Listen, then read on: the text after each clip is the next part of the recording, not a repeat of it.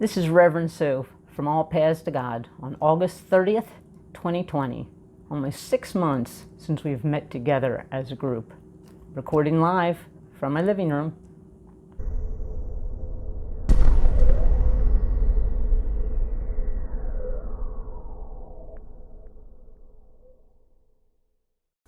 Good morning, my love muffins. Good morning, my love muffins. Good morning, my love muffins. Good morning, my love muffins. Good morning, my love muffins. Good morning, my love muffins. Good morning, my love muffins. Good morning, my love muffins. Good morning, my love muffins. Good morning, my love muffins. Good morning, my love muffins. Get the message? Bears repeating, my love muffins. The good and the positive always bear repeating. You know the truth? I heard you. And the truth shall set us free. Consciousness creates. Thoughts are things. So think and speak the good thoughts. Talk the talk. In last week's episode of Talk the Talk, we reviewed affirmative prayer, which was Ernest Holmes, the founder of religious science. It was a formula that he created to help us speak multiple ideas of truth into our prayer to make it more effective.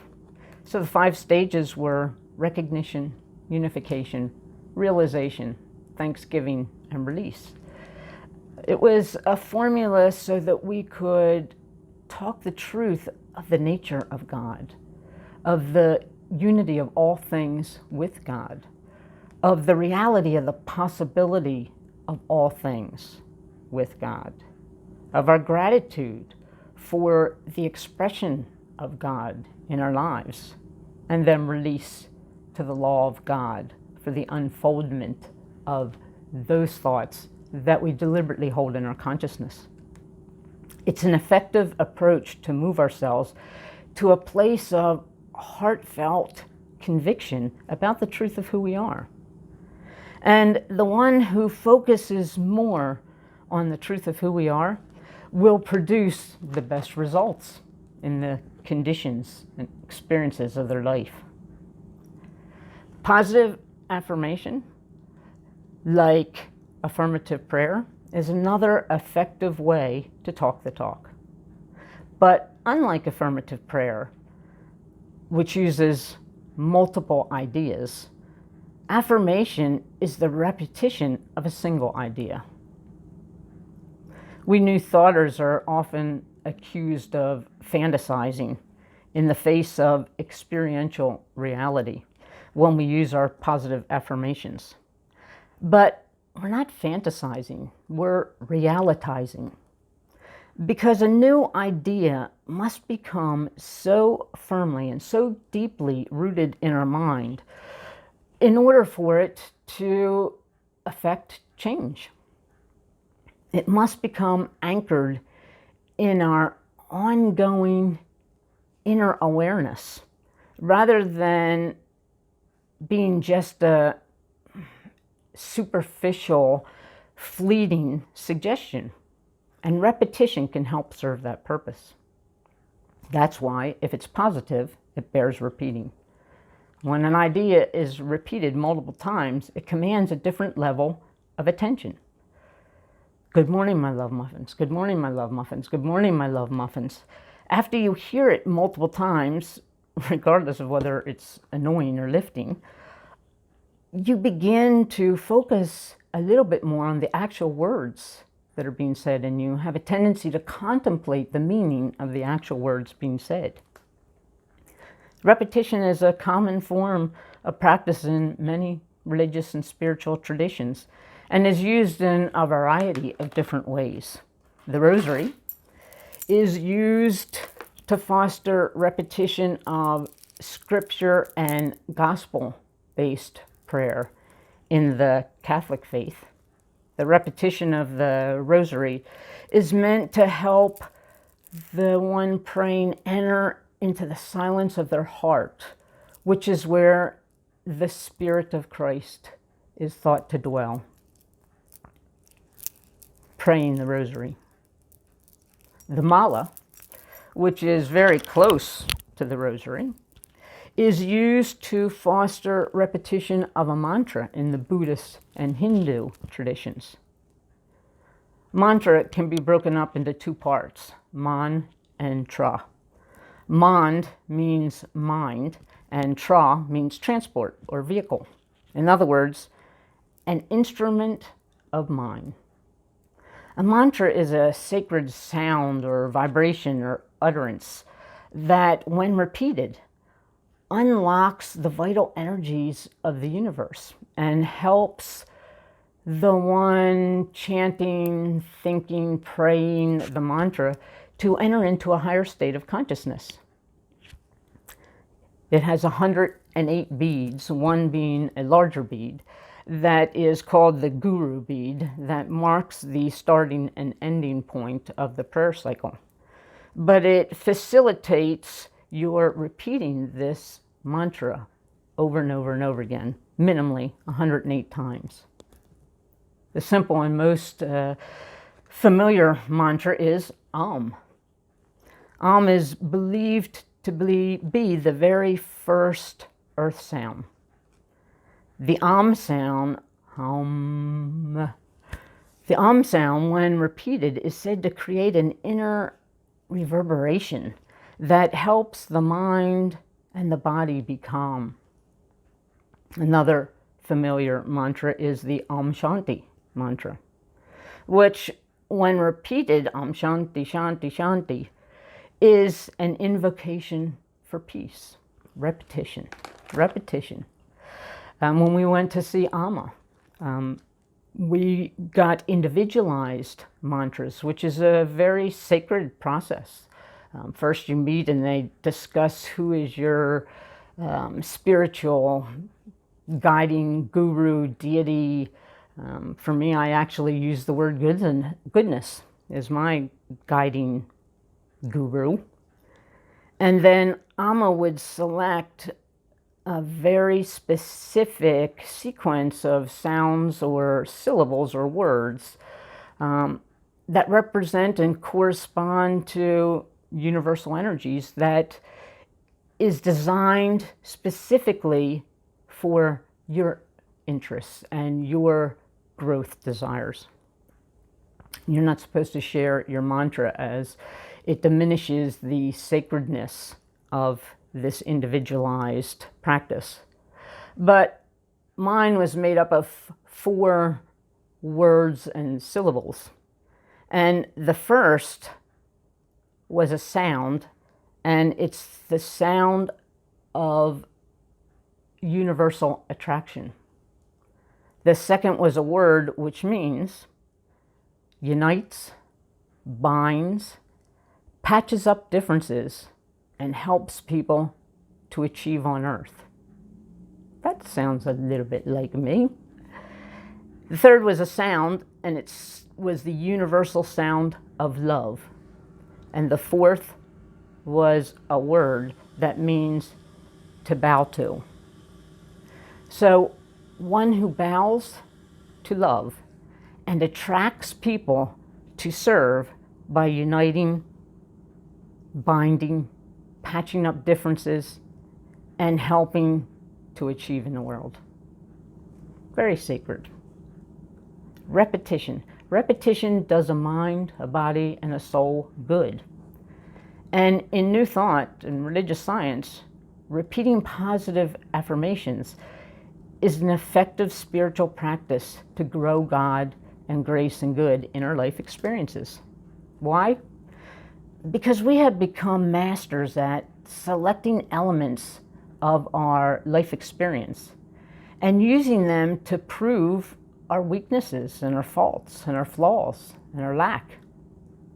I mean, the proof is kind of hard to dispute or deny.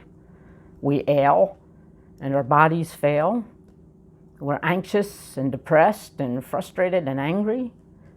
We judge and we fume and we feud and we wound and we suffer. We want and need and don't have.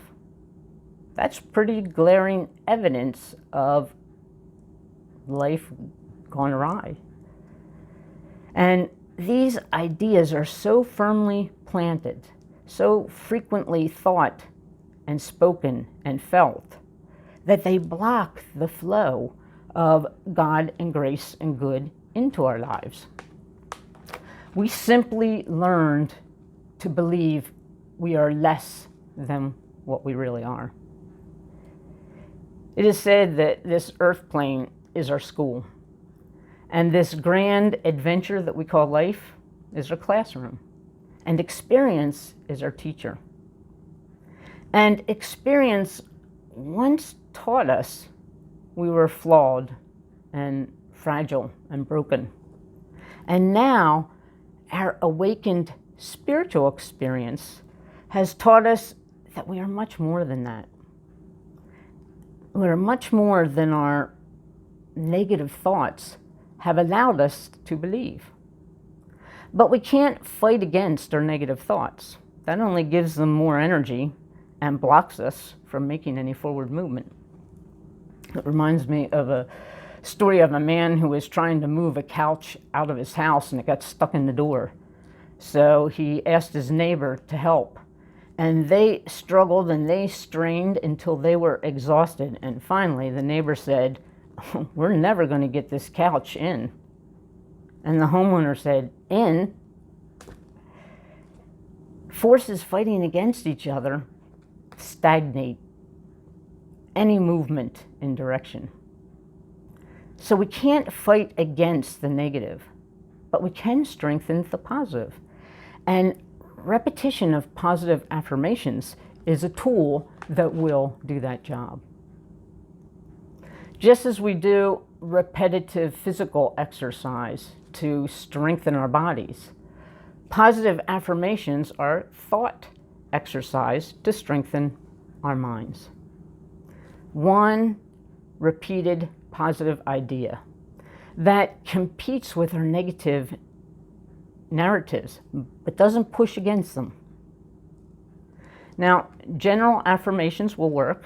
Statements like, "Ever-increasing good is mine. The universe is for me. I am perfect, whole, and complete. I am a child of God. I am in charge of my life. I reach my goals. I am better every day." They're vague, but they are positive. But specifically targeted affirmations are much more effective. Positive I statements that directly speak to what we most want to change for the better in our lives. They take a little investigation, a little planning.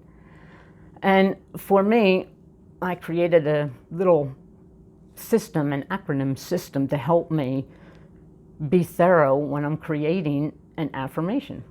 I think in terms of 4 steps that I call NOW. N-O-W-W, now. The first step is name it.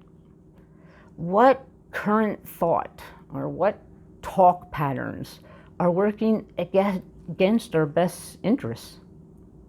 With what aspects are we struggling in life that compromise our well-being?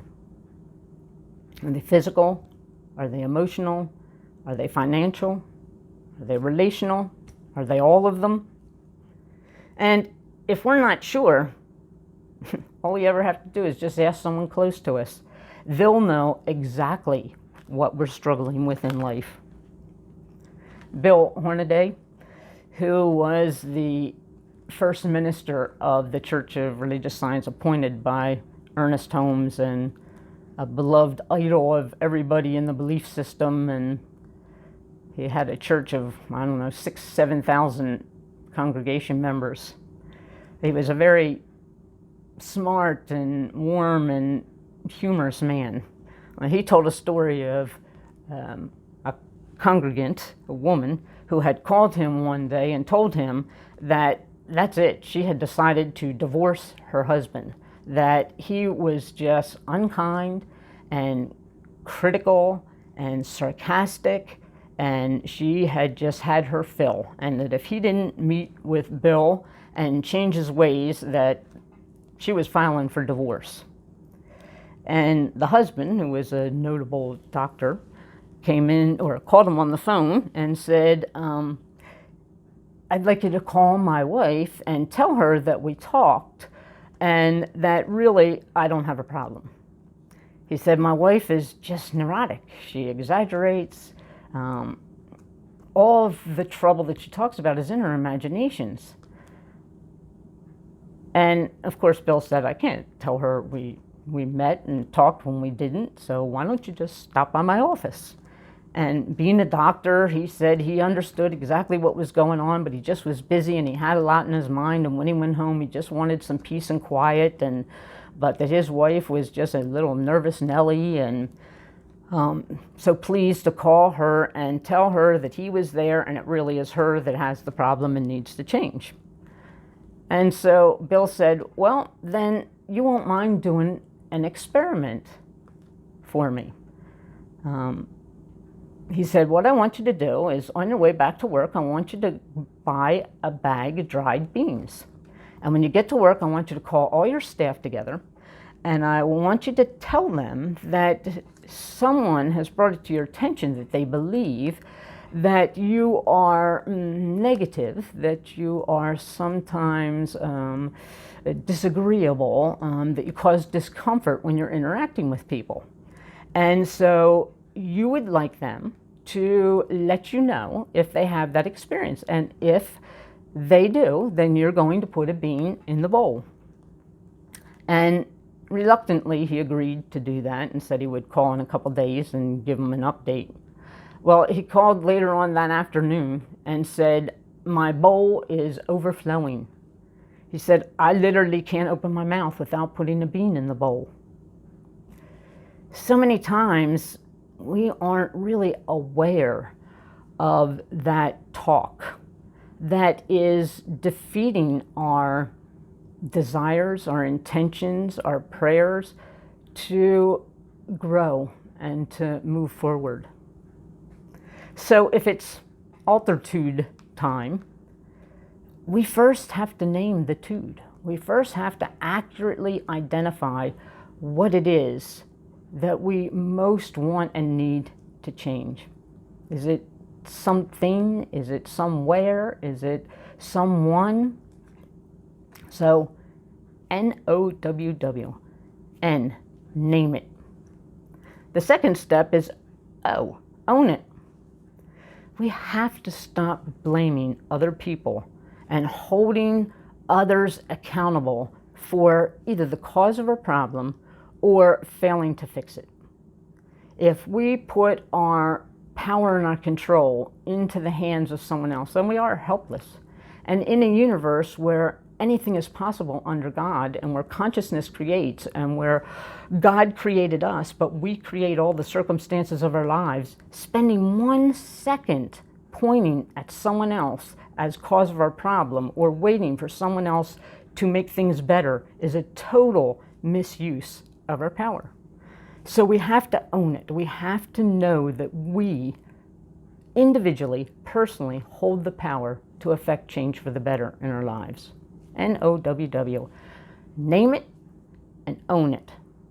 And the third stage in developing positive affirmations that are specifically designed for your good is to word it. Craft a corrective, positive statement, one that specifically addresses the desired change. It should absolutely be an I statement. It should be simple. It should be positive, not negative. And it should be in a present tense. And when I say these examples, you'll know exactly what is the challenge that the person would be facing or what they want to change. I am a friend magnet. I am my ideal weight. I am energized all day. I ask for what I need. I have all the money I need to do all that I want. My body is self-healing. I am always safe and secure. My life is filled with peace and joy. These are very specific affirmations that are designed to address, to neutralize negative habit thought patterns. N.O.W.W. Name it, own it, word it. And the last one is work it. Now we've developed a specific positive affirmation statement that addresses our desired change. And so now we need to say it. Now we need to do everything that would serve our remembering to say it and our saying it with as much multi-dimensional involvement as possible. Speak it out loud. Record it and play it back to ourselves. Write it down.